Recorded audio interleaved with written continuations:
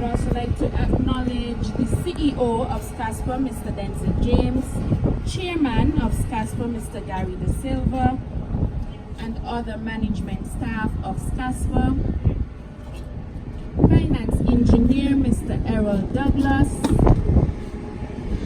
agents, cruise agents, Mr. Clayton Perkins, and other special invited guests, a pleasant good morning. Thank you to the media for coming out to see an exclusive tour of the second cruise pier.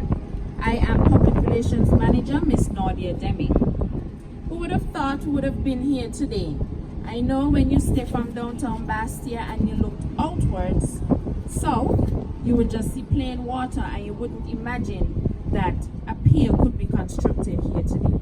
Here, at the second cruise pier construction site, not only you're seeing a physical pier, but you're also seeing determination, dedication, and that is by SKNIS and the government of St. Kitts and Nevis. And I would like you to applaud that effort from the government of St. Kitts and Nevis and SKNIS.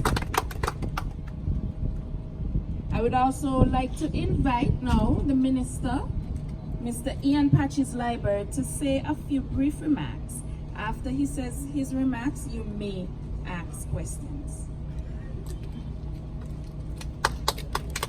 Thank you very much, Nadia, and welcome to all, in particular the media.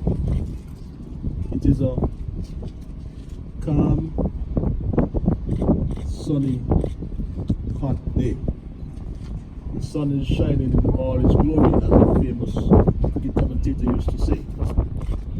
But I was told long ago that sunshine is a good disinfectant. So that sunshine did not deter us from coming here today, because we will disinfect some of the things, that adverse rumors and things that were said about this cruise pier.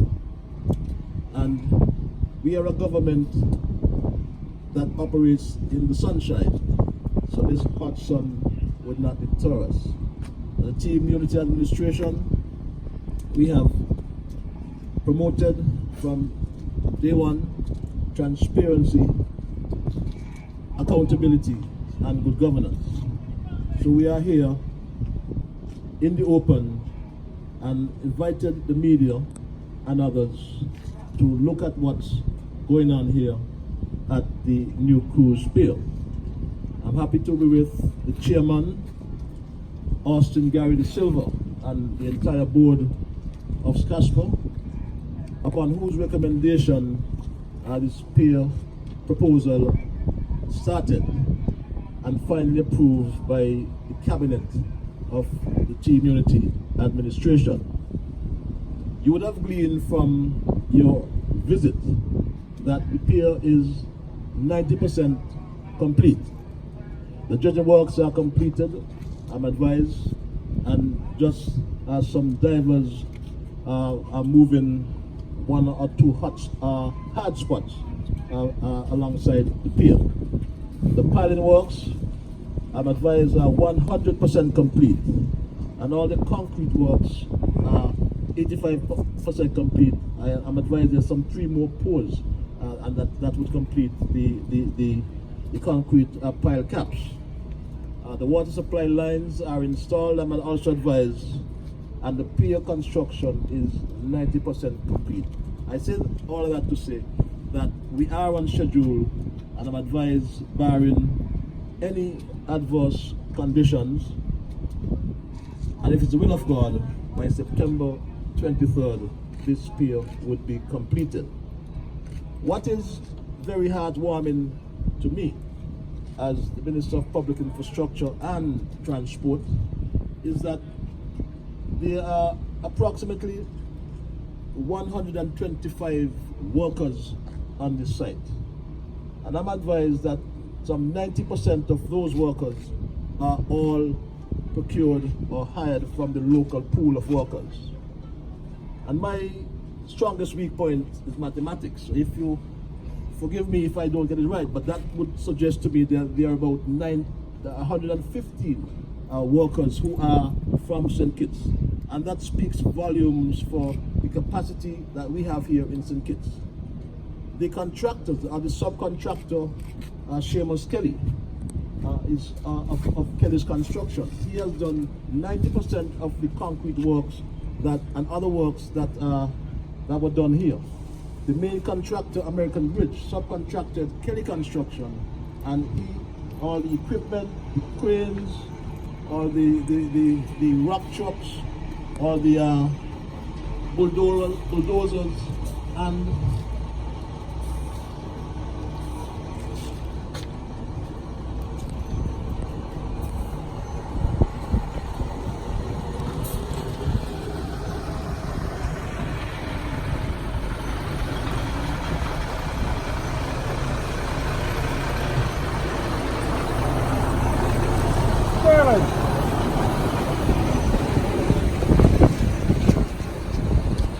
yes, all the equipment. And you see that truck just past the truck owned by St. Kitts Masonry Products.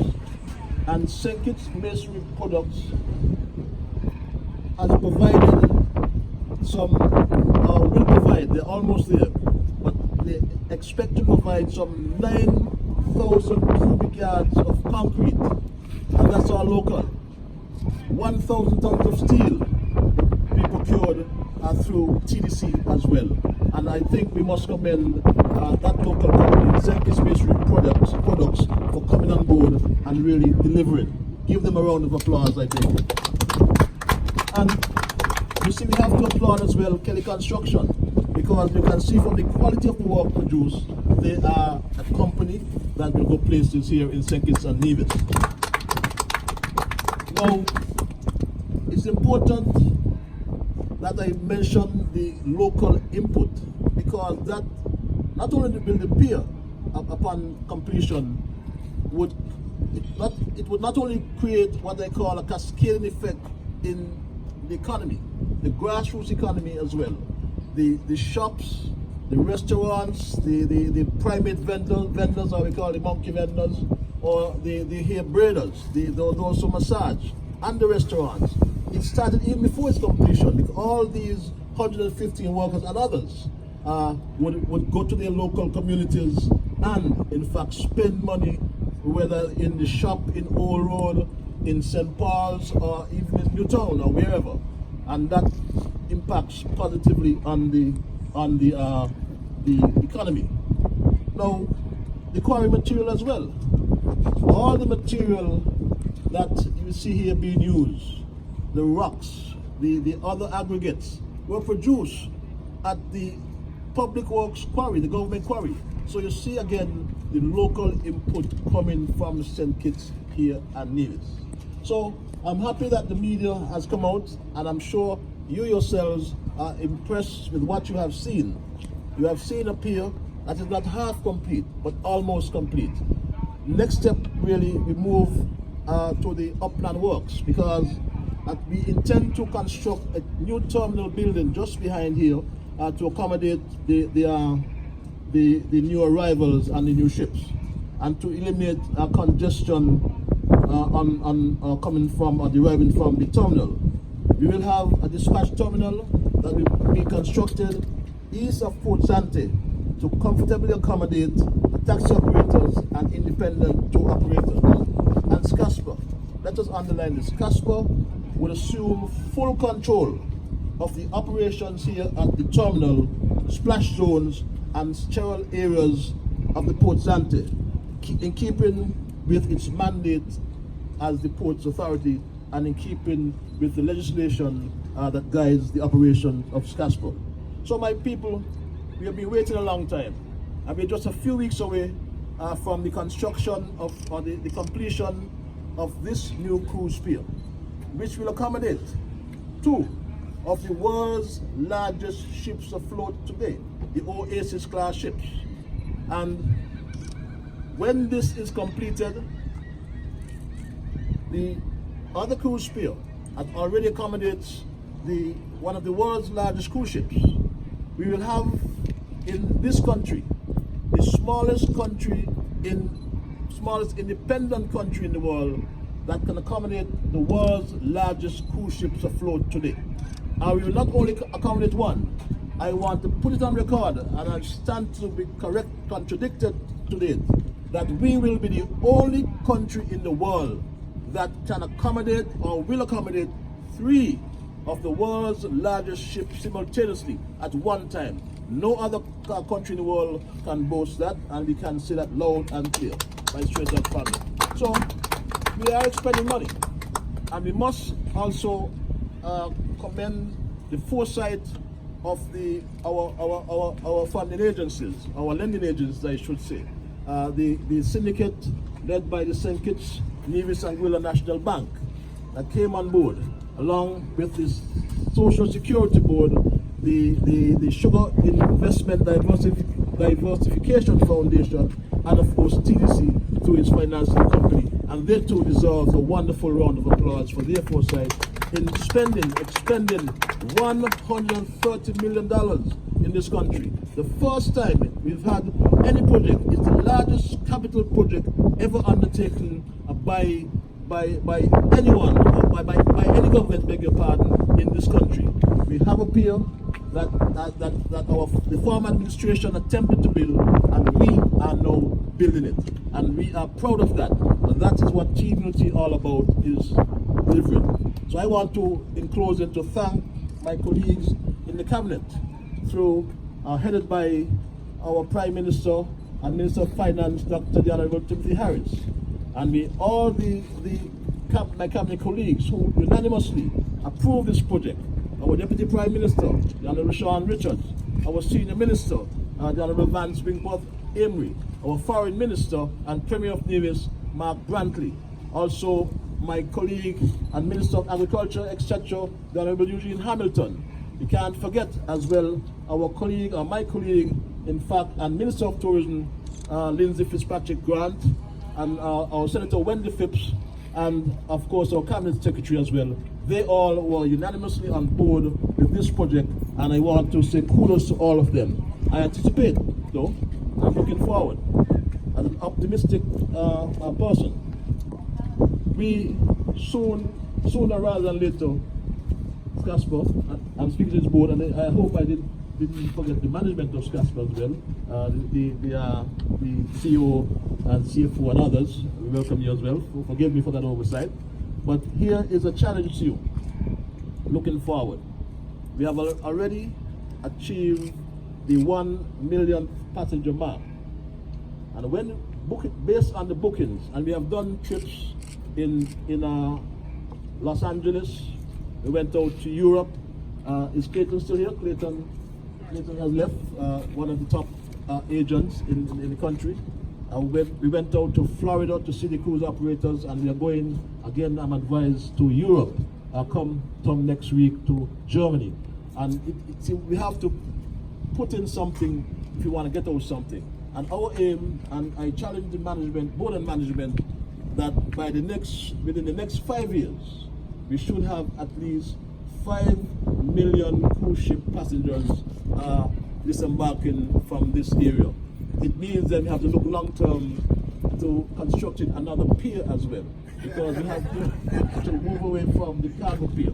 Cargo and cruise is not a good mix, so we have to focus on that. I know at UDC we are looking at constructing a new marina in east of this. So perhaps I could implore the board and management to stay close to UDC. They are the ones who own the land, and they have to, if you collaborate, we would do things good and in the best interest, the best public interest, the best interest of the country. I see one of our landowners here as well, who has property just outside here, and you can see he's beaming with smiles.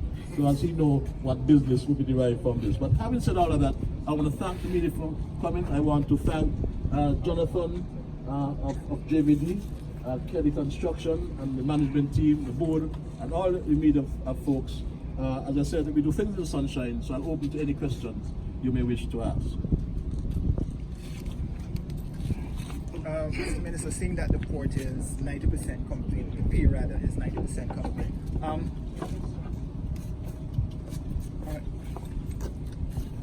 Thanks.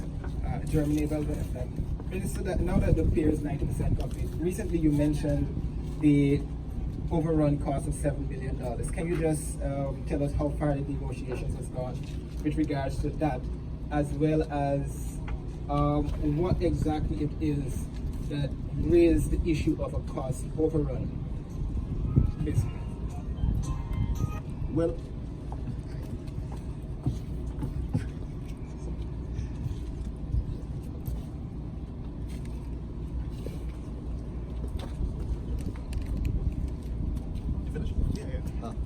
I thought you were getting instructions from your boss. This is another question. I'm sorry about that. Yes, in terms of the cost overruns, that is nothing new. Cost overrun is nothing new in any capital project, any project period. That happens even when you're building your house. And one can expect that even a large project like this one is a $130 million project. Now, the contract allows for what is called arbitration. Arbitration, I think it's 20.6, clause 20.6 in the contract, which speaks to arbitration. One of the good things in this contract, though, even though a claim is made and a claim has been vigorously declined by this client's Casper, it does not stop the construction works or the ongoing works.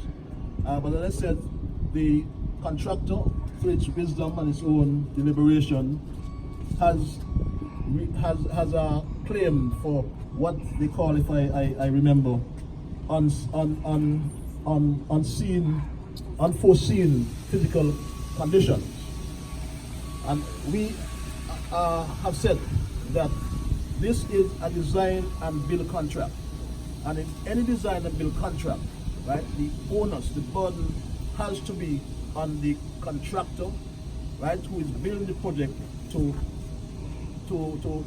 anticipate unforeseen physical conditions, unless it's weather, unless it's force majeure, for example, right, where you can't predict the weather and you have a storm. That is something entirely different. But the contract, as I said, allows for arbitration, and it has gone to arbitration in terms of the cost overruns. I cannot speak to the arbitration, but I know the process has already started. We have already lined up our people, and I understand the contractor has in fact lined up their people in accordance with the the International Court of Arbitration, which is seated in London. So here's where it's at, but that won't impede the progress. That won't impede the completion of the project. If I answered your question, sir. You've answered the question, but just specifically. Use the mic. Use the mic. Yeah. Use the mic. Yeah, just to get a clarification though. I mean, the contract is basically coming to the government, coming to SKNIS to say unforeseen going on conditions. But what I'm trying to get is what would have, because as you know, as you would have addressed earlier, the issue of what is being said out there. I mean, there's being said that there were some rocks, some additional rocks or something like that on the bed floor that was not budgeted for, or I want a better phrase. Just to get a sense of what exactly it is that forced the cost overrun. Well, again, as I said, there are people representing the client being Casper, and it relates to the unforeseen physical conditions. And in fact, there is a member of the contractor here, the engineer who is on site, Jonathan, may want to clarify that for you. Jonathan? Thank you, Minister. Just to clarify some things,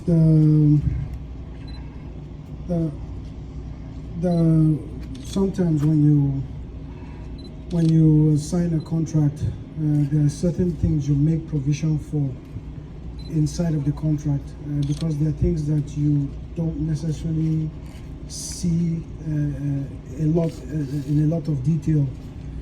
So what you do is you make a provision for some things that you can't necessarily predict. So for example, you're going to do some dredging, you take out some material, and then you find out that underneath layers of the dredge material, there's some hard material or rock, in this case, which you didn't envisage would be there. So technically that changes your method, and sometimes that could result in having to modify your work method, or add a little bit of cost to what you had planned to do. So that qualifies as what the minister was just referring to as something that was unforeseen. Also to add to that, with weather as well, every time you have a weather event, a storm, as small as a storm, something that prevents you from carrying out your normal work activities, there's a little bit of cost to that because it's unforeseen. We do have schedule, what we call schedule float. So normally we expect to complete the project on time, which is what is going to happen. But when you can't work, sometimes you have equipment that will have to be stood down during weather events. So those are some of the explanations we have. Does that make sense? You explained it, but I for my clarification, is that you found something down there that you didn't cater for? There is some harder material down there, which we have had to modify our work method to remove from the seabed. Thank you. Yeah. But it's, in terms of quantity and volume, it's less than 1% of the total dredge material. So it's really, really small. We just had to switch our work method to try to address it and remove it. And we have, thanks Jonathan, and we have as well here with us engineer Eric Douglas, who is in fact representative or a representative of the syndicate, National Bank and others, National Bank, SIDF, the Social Security Board and TDC, who in fact can bring some more clarification. Errol, if you want. Yes, thanks, Minister. What I would like to say is what I would like to say is that the question was raised. Sorry. What I would like to say is the question was raised concerning cost overrun on the project. But all these things are, as you look at the pier is a very technical structure. A lot is involved. There has to be continuous evaluations, value engineering, checking things. It's a design build contract, as the minister said. And what you would find, we can't just determine and say that there are cost overruns. There are some issues that need to be cleared up, need to be evaluated. The possibility, normally contracts will have contingencies because there'll be some things that are not very clear. So these things must be processed. Again, the minister indicated clearly that the process of arbitration, which is part of the contract, has started, and we cannot speak specifically in terms of figures because even though a contractor may claim X amount, it does not mean that that would be the overrun for a project. That has to be determined. The engineer has made determination already, and that is the reason for the process going to arbitration. With respect to the syndicate, the financial syndicate, so far what we've seen is in terms of the actual contract value, the contract value to date remains the same, but there are these outstanding matters which could only be cleared up through that process. So it will be a bit premature to state anything definitive with respect to that until there's a final outcome, and normally you would have to allow that process to run independently, but it does not impact the way the contract is constructed or the way it's built. The construction of the pier is not affected in any way by the arbitration process. Thank you.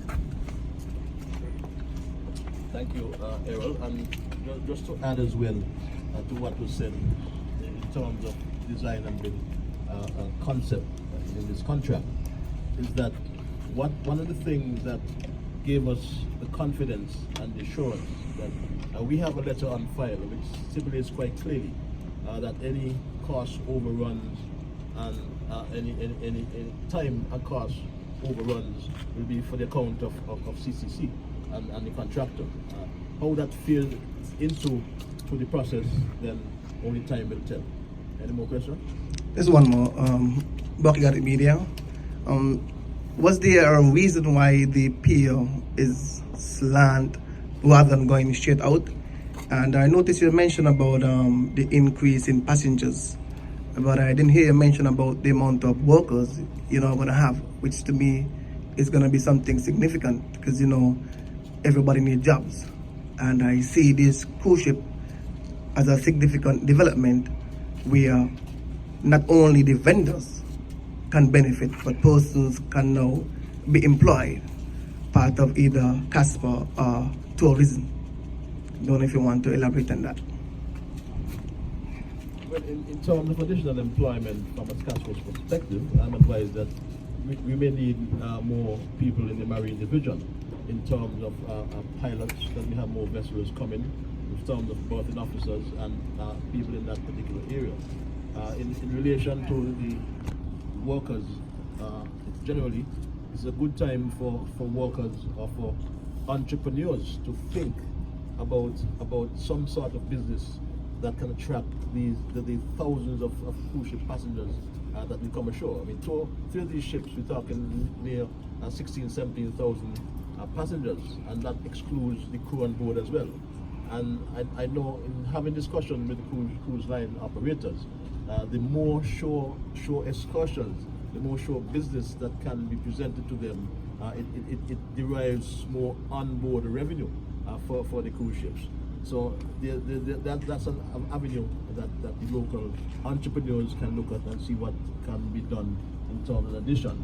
In relation to the configuration of the pier, before the technical good engineer here with us, I explain that for us. Jonathan, Thank you, Minister. It's really very simple. The new cruise pier is shaped this way because we call it the geometrical layout. If you look at the pier from the top, so a plan view, or if you're flying over it, you see that to properly, safely navigate an Oasis class cruise ship, you need separation between the existing pier and the pier we're getting built right now. So if you made the alignment of this pier straight from north to south, you probably won't get enough separation. It might be possible, but for ease for berthing, for the size of cruise ships this pier is designed for, it was a design decision to tilt it in a way where it aligns with the old existing pier and gives more than enough room for safe berthing of an Oasis class cruise ship. What about the current issue? Will that be a problem? In terms of the current of the water, will that be a problem having it slant? You mean the wind direction? Wind direction, yeah. I wouldn't imagine that's a problem. We have done a simulation for the berthing of the Oasis class cruise ships with the captains of the ships. I'm sure our representatives from SKNIS can comment on that.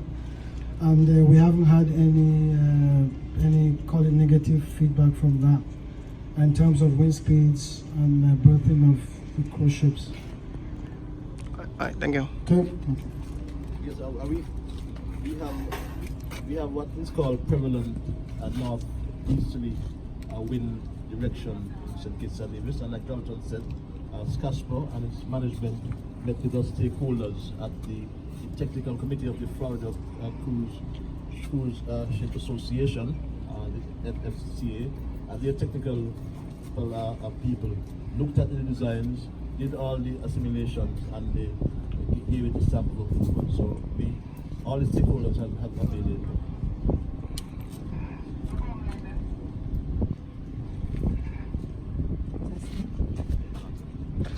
Shaira Flanders for ZIZ News. I believe this question might be more for Mr. Douglas. I just wanted to clarify. So earlier this year, well, not just this year, but generally, there was an indication that the financial syndicate, the SKNIS Anguilla National Bank, committed US 34 mil, SKNIS Social Security Board pledged US 7, St. Kitts and Nevis Sugar Industry Diversification Foundation, US 5 mil, and the St. Kitts and Nevis Trading and Development Company, which is TDC, committed another US 2 million. So I just want to confirm and make sure that these figures are still accurate. These figures are accurate to my knowledge. However, as the Minister pointed out earlier, there's a second phase to the project. There's an upland development. So all of the monies that have been pledged are not pledged directly to the first phase of the project. Okay, just one final question for me.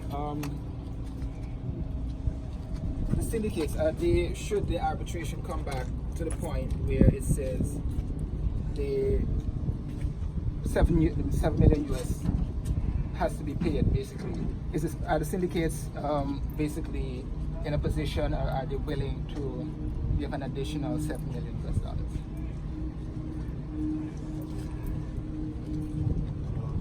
We have to look at, there are two things. The contract with the client, who is SKNIS, with CCC Jebi Driver. That's a main contract. And what would have to happen, the first position would have to happen is that SKNIS would then have to approach the syndicate, and then that would have to be determined. I'm not in a position to say exactly what that is at this point in time.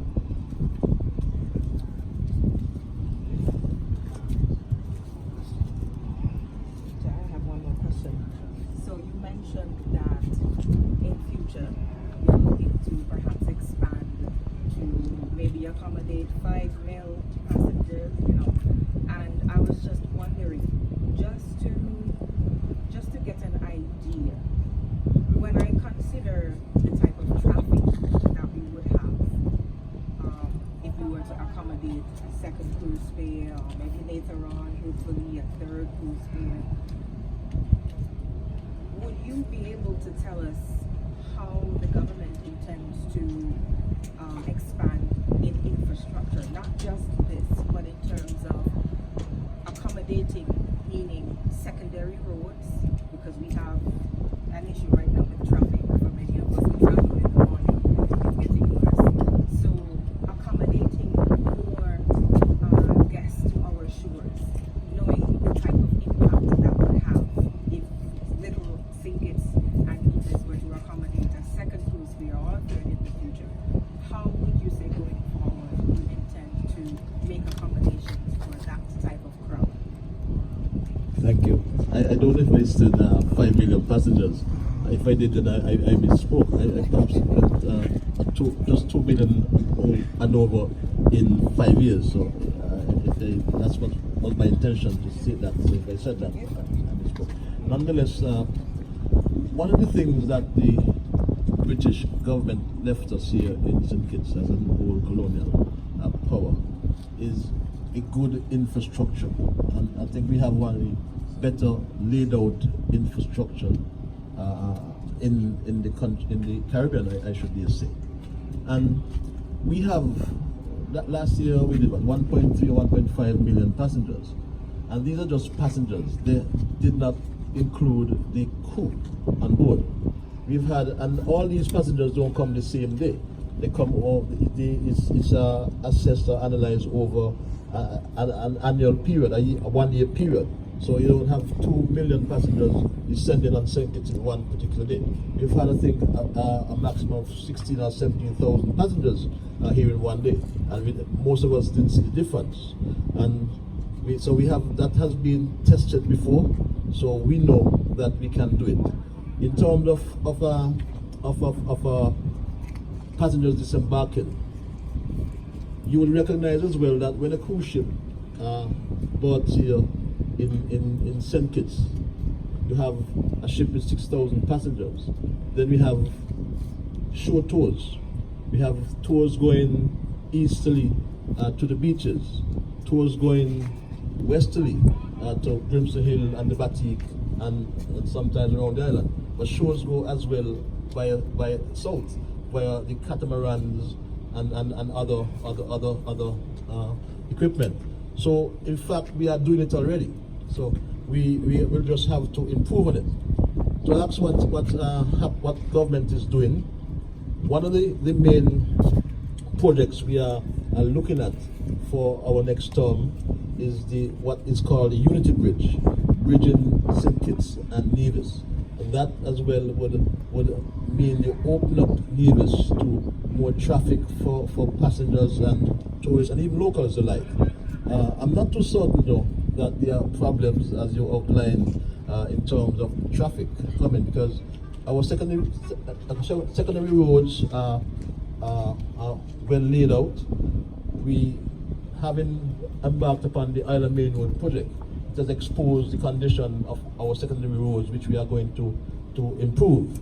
But we have also introduced our traffic signals, traffic lights, which has improved the traffic management in Basseterre. And that was only phase 1. We are looking at phase 2 of the traffic signals, traffic light project. We have already done the traffic count, we have already done the study, and we have already identified the areas where we'll have these traffic signals located, and that again would improve the traffic management in Basseterre in particular. And you've heard a lot of things when we were introducing the traffic signals. You'll have so many accidents, such things will happen, and look at it. I drive from Boardwalk and get to town in less than 5 minutes. I can now go to town in less than 5 minutes because the traffic signals have improved the traffic management. But in addition to the plans, we are also looking at enhancing or introducing bypass roads where we can go through. They go through, instead of everyone coming to Basseterre, then you go outside of Basseterre, connecting perhaps, let's say, from that existing Williams highway to somewhere through the mountains. I won't tell exactly where, but that is being considered. So we're looking at opening up the interior, so to speak, in the country and alleviating the potential traffic problems you alluded to. Okay, well, I'm happy that you stated that, because I was just about to correct you so that you would not think that I was suggesting 2 million a day in St. Kitts, but rather speaking from experience, because I was here when we had the Symphony of the Seas, the largest cruise ship in the world, when the Symphony of the Seas visited, and it was really toxic trying to park in Basseterre. And I believe accommodations were made specifically because it was the largest cruise ship in the world, and we had no idea what to expect because of all the passengers that were expected. So I just wanted to get an idea of, if we have 2 Symphony of the Seas later on, that we would be in a position to accommodate both of those types of vessels. Yes, I can assure you, Shire, and I meant no pun intended.